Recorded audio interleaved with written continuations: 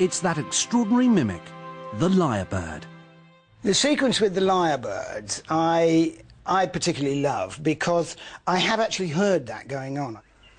What bird has the most elaborate, the most complex, the most beautiful song in the world? Well, I guess there are lots of contenders, but this bird must be one of them. The superb lyrebird of Southern Australia.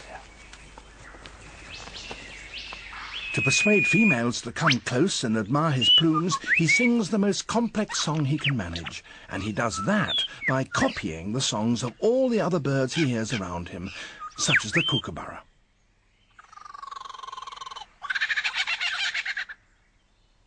It's a very convincing impersonation.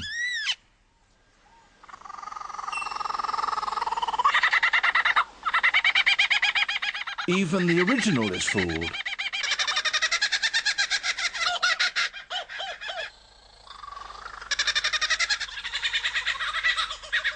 He can imitate the calls of at least 20 different species. He also, in his attempt to outsing his rivals, incorporates other sounds that he hears in the forest. When I first heard the noises, I thought, though, somebody's chopping wood or a car horn's going off. And then it suddenly goes in the middle of it, and I thought, wait a minute. And then I heard a kookaburra noise, and I realised what I was hearing was the repertoire of that particular lyrebird. That was a camera shutter.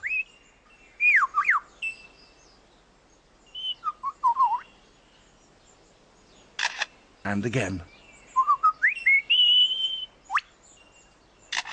And now a camera with a motor drive.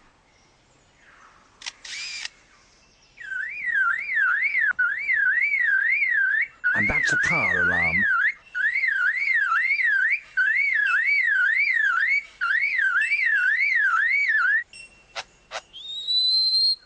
And now the sounds of foresters and their chainsaws working nearby.